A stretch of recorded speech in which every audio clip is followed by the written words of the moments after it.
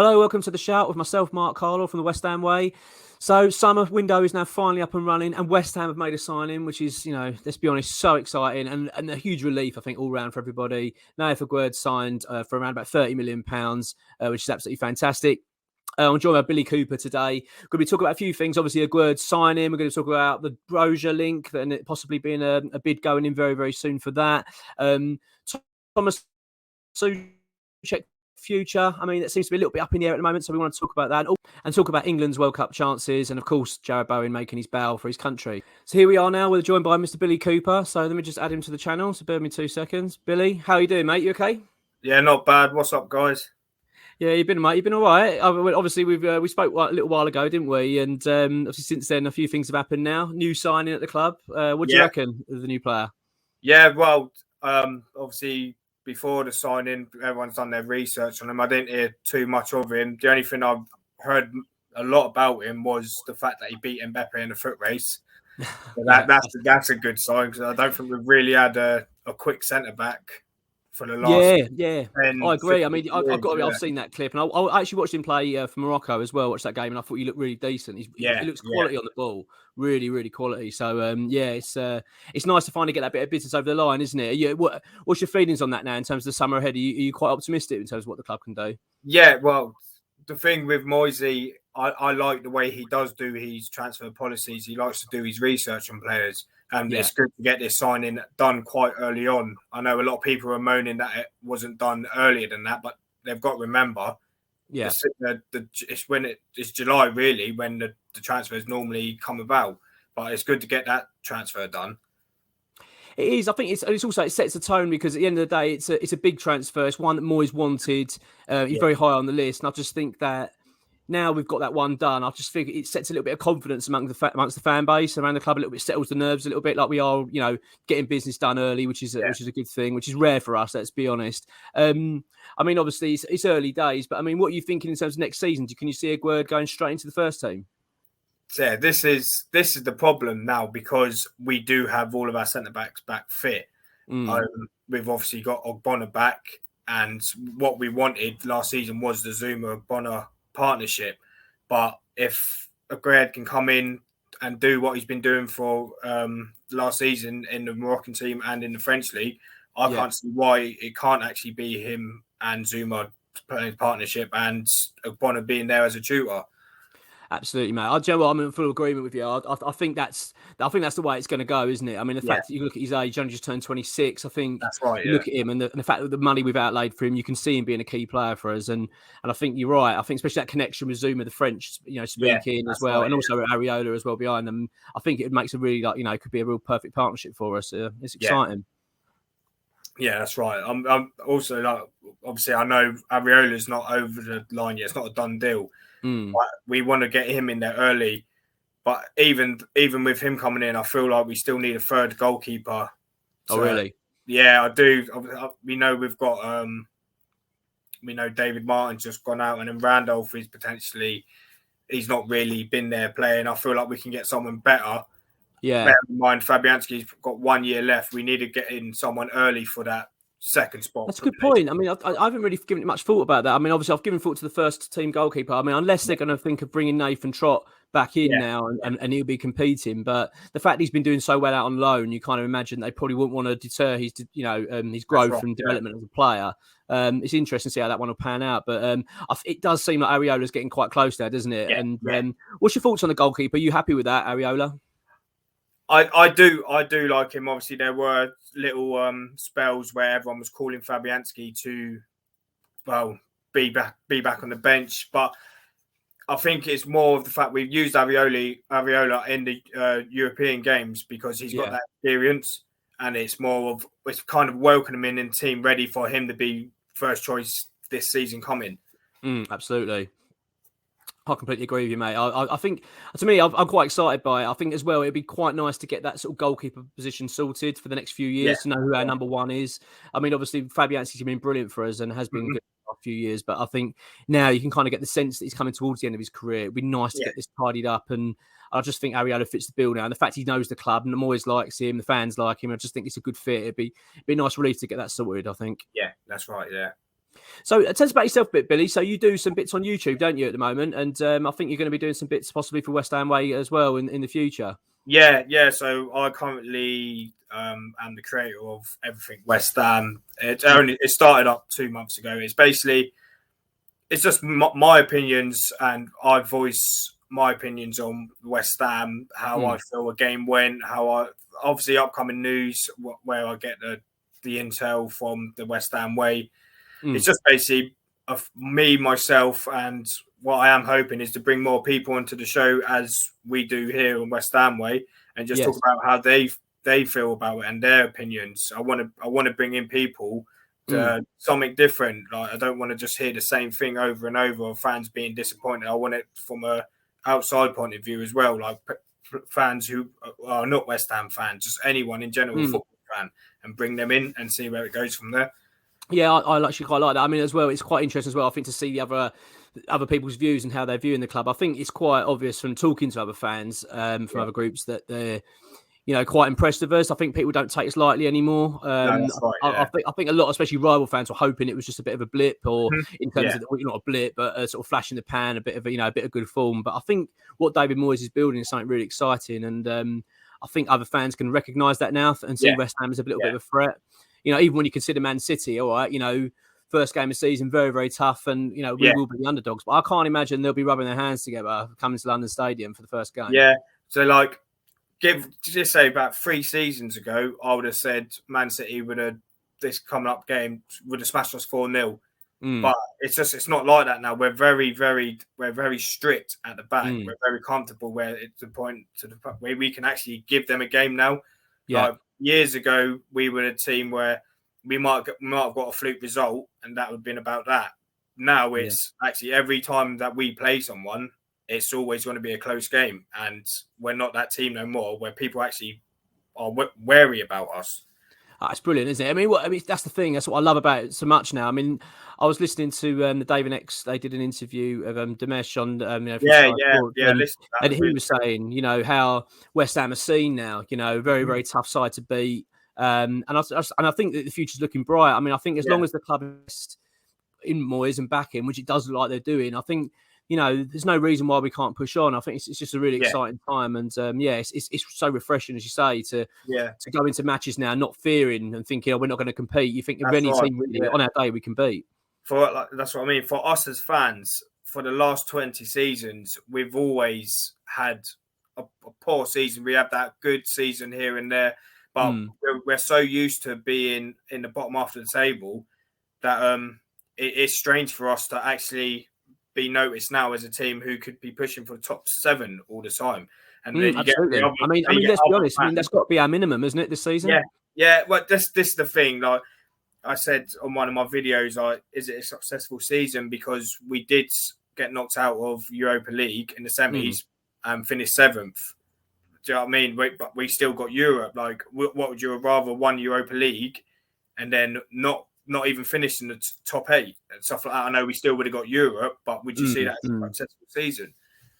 I mean, I think overall we have to say it's a success. I mean, obviously we all wanted to win the Europa. I mean, I felt there was a bit of momentum going to do that, but ultimately, I think anyone would have taken that. Said the semi-finals in Europe and got a top 7 finish in Europe again. I think anyone would bit your hand off. So I mean, we've got to take it as a positive. One of the things as well I wanted to discuss with you is Armando Broja. So there seems to be a lot of talk about him. West Ham gearing up to make a bid, £30 million. I think it's very imminent if it hasn't gone in already. What's your thoughts on him? Is that a statement signing for you? Yeah, I like him. I've known about him ever since he was in the Chelsea youth system. Really? There was big talks of him actually becoming one of the strikers for England in the next few seasons, but obviously he chose Albania. But he's got that Arnautovic vibe. People are quite shocked from what I was seeing today on Twitter of him actually giving an interview. People are actually quite shocked that he is English. I know he's. That's the weird thing. I saw the comments. I haven't seen the video. I haven't seen the clip. I was a bit too busy at the time, but I saw people going, "Oh my god, I didn't expect this accent." So after this, I'm going to listen to it. What is he like? He's from Slough. He's born and bred Slough. Oh, is he? He played for Chelsea ever since from the age of so and so. But Right. Yeah, he is English, and he could have played for England. He had the choice to choose England, but he chose Albania because that is his heritage. But yeah, I think he'd be perfect for us. Even if it was as a backup striker, he's young, and it just seems like he is the type of person who could learn, and Moisey could nourish him into a top striker, a world-class striker, even at that. I completely agree. I'm really excited by it. If that's something that West Ham can pull off, I don't think it's going to be easy. I think that Chelsea aren't necessarily going to be eager to sell. Although, from what X has been saying, is that they're obviously got new owners. They're looking to bring fresh faces to the club, so possibly it might work in their favour slightly. Lukaku's just left. That's the problem for me. The fact that Lukaku leaving, do they really want to rely on Timo Werner again? Like, will they go out their way to buy another striker, or will they keep with Broja? No, that's the thing. I mean, the talk I believe is that they want to sign the likes of Sterling. I believe. That's right. I think there might even be for Jesus as well.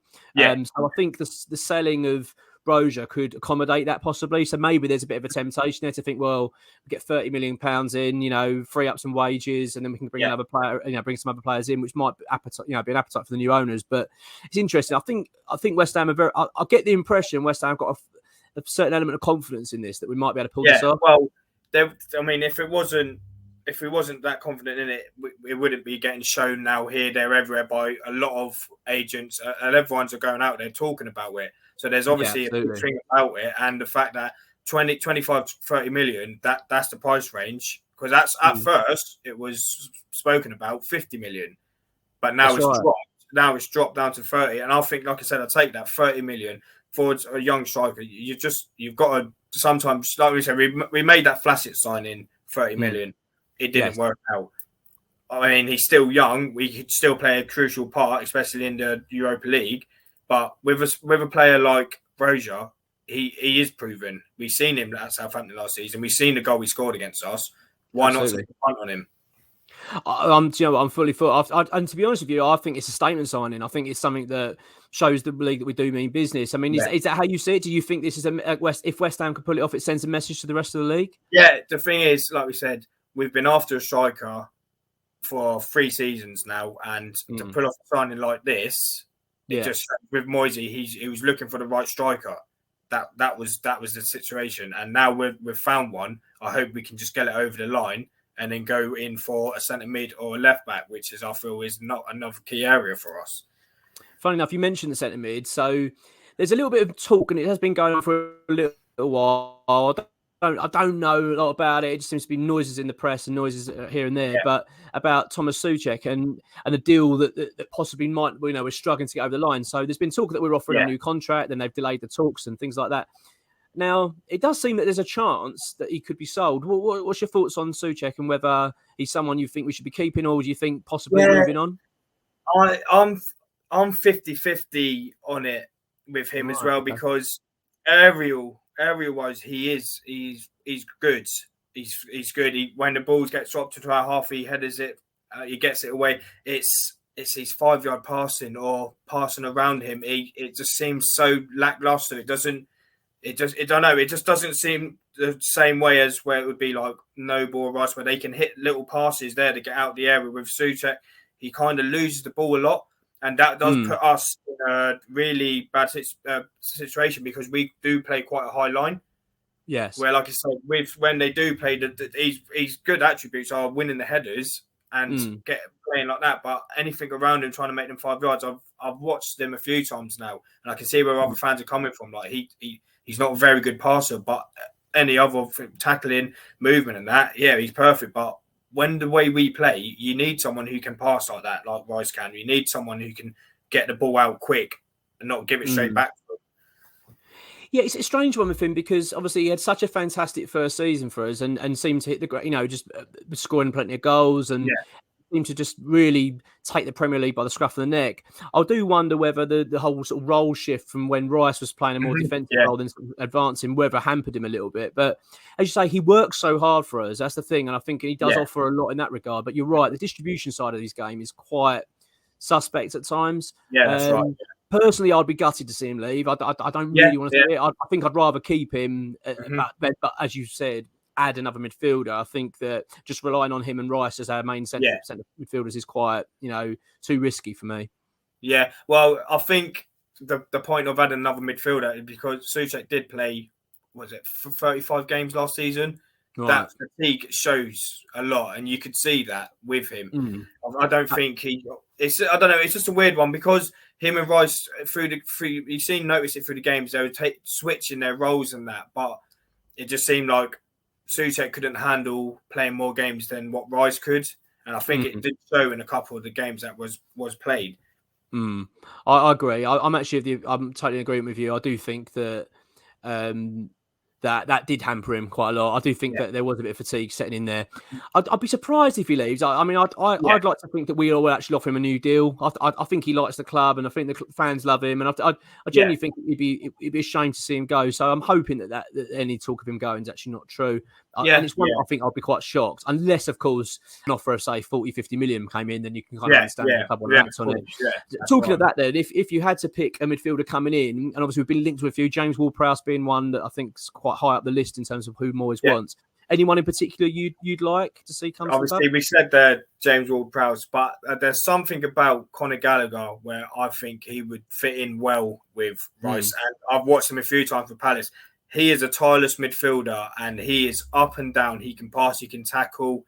I think he'd fit our system well. The way Moyes plays and the way West Ham, I think he'd be perfect there. But James Ward-Prowse is, for me, is number one, because if you stick him in that number 10 role, nothing against Lanzini, I think he'd come into his own playing number 10, but he's not number 10. But with James Ward-Prowse, he's got the set pieces, he's got the passing. If we can still be dominant with set pieces, James Ward-Prowse, definitely. But if we're going to go with... Mate. I mean, as well, can you imagine if we could bring in someone like, if we brought in Broja and then James Ward-Prowse as well? I think that really does show some serious intent. That's correct. Yeah, it shows we mean business, and I think a lot of people would be a bit scarce on playing us, and I think Man City should be worried if we were to bring in players like that. Absolutely. And also as well, bear in mind, James Ward-Prowse, another England international. It'd be a lot for the club to have another player representing the country, I think. Really says a lot about where we are, Yeah, that's right. Yeah. I would, like I said, him or Conor Gallagher. I just feel like them two would fit our system perfectly. Keeping on the subject of England, though, is obviously, Bowen got called up. Firstly, what's your thoughts on Bowen? Was you impressed with his performances?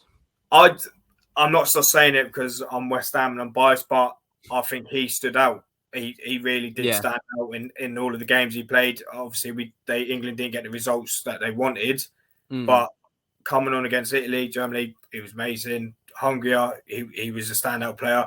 I am worried with the World Cup with him because I'm adamant he's going to start the season off flying again. It's just what I'm worried about is him going to the World Cup and not playing, because I just don't think he suits the way Southgate plays his tactics, and that's my only problem. And I don't want it to put a damper on his morale when he comes back after the World Cup, because he didn't play that many games because he doesn't fit the England system. Yeah, it's an interesting take, actually. I genuinely think that I think he will be on the plane. I think he did himself no harm at all. I thought he played really well for England. I know that we suffered against Hungary, but ultimately I thought he always made a good account for himself. And I think as well, what I was quite surprised is he didn't seem out of his depth in any way. Even straight away, he looked like he'd been playing for England for quite a while, which I was really impressed with. And it's so brilliant, isn't it, seeing another West Ham player representing England? It's been a long time, isn't it? We've had two players in the squad. Yeah, that's right. Yeah, Bowen strikes me as the type that you could stick him in the deep end and he's always going to find his way out of it. You can stick him in any team and he's always going to be able to just work his way around it and show how talented he is. What's your feeling then? Do you reckon he'll be on the plane this summer? Oh, he'll definitely go, but it's whether he'll be starting. But that's the thing, isn't it? Is he going to start? I mean, I don't think he's done himself any harm. I think if he hits the ground running like we expect him to next season, I think as long as he stays fit, I can really honestly see him scoring 20 goals this season for West Ham. I really can. I think he's stepping into that kind of realm now. So if he can start the season well, I've got no qualms. I really think he'll be on the plane. As you say, will he be the first choice? I'm not sure. There's a lot of competition there, but it'd be brilliant to get a great experience for him, and especially if he's joined by Rice. It's difficult because this is the first time in since the Gerrard, Lampard, Scholes era that I can't physically pick a starting 11. Like there's so many good positions everywhere. There's so many different players. I can't actually pick a starting 11 that I think that could start at the World Cup. That's how talented England have got now. It is. It's quite an exciting side. I mean, I know that the form has dipped a little bit, and I think people's hopes of winning the World Cup have also dipped a fair bit, including my own. But ultimately, I still think we should be one of the favourites. I mean, I remember going to the was it the 2018? I remember thinking, I don't think we were going into that with great form, and all of a sudden we took the tournament, by the scruff of the neck and did really well. Like I said, with the Nations League, Southgate's always said that he's not particularly bothered with it. It's just it's just competitive friendlies. That's all it is. I know full well that we could be going into the World Cup and having them friendlies beforehand. We'd hit the ground running with them, and then our performance at the World Cup, it will show for themselves. We will do well. It's just games like that. I mean, especially with every one of the England players, they didn't get a rest, so they're getting chucked straight in there. There's no rest. I think that was the biggest problem. So I think it's going to be a big problem coming up to the World Cup as well, because November it starts. There's going to be games. November. Exactly a rest after either. It's straight in. It's a really bizarre one, isn't it? I mean, I can't get over they've actually allowed this to happen, but it's going to be very strange. And from a selfish point of view as a fan, it's going to be quite strange as well, isn't it? Having that World Cup going on while we're looking out into the drizzle and the cold and the dark. It's not going to be going to the pub. You're normally used to the summer. You're going to the pub with tinsel around your neck, singing Christmas songs and England songs. Exactly. Yeah, but it would be interesting. Before you go, Billy, we've got to ask then for next season. Your predictions for West Ham, and obviously we kind of touched on it. We've got some high hopes. What's your general prediction for next season for West Ham? If we can make these signings, I personally think we could push on 7th place again, but I think we'll be battling that out with Newcastle. I think we're not quite there yet, even with these signings, because I know the teams above us are going to be making their signings. But I've got a funny feeling that we'll finish above Man United, but we finish 7th. Do you reckon? Yeah, all right. Okay, that's interesting. I agree. I think it's going to be. I mean, there's going to be so much, as you say, competition. A lot of investment from other clubs. Manchester United, especially. Tottenham are going to definitely back Conte, and it's going to be very, very competitive next season. I think it's going to be very tough. We're going to just have to keep up with the pace. But my gut feeling is, I've got a feeling we're going to be top 6 next season. I've just really got a feeling we're going to be right up there again. I'd honestly love that. Yeah. That'd be great, wouldn't it? And a decent top 4 push as well. It'd be nice to really give that a go again. Yeah, that's right. Yeah. Mate, it's been an absolute pleasure. Thank you for joining us. And we'll speak to you soon. And you'll be obviously on our channel again very soon. Yeah, cheers, mate. Yeah, nice talking to you. Mate, you take care. Bye, mate. Bye. So thank you, Billy, there for joining us. Really appreciate that. So, a big week coming up. We've obviously got a few bids going in for players. Broja being one that's a key one. Areola, we're hoping to get over the line. So, hopefully by next week, we can discuss those things. I've got Bill Don, who's going to be joining me for next week. So, I really look forward to that. But thank you for watching. Take care. Bye-bye.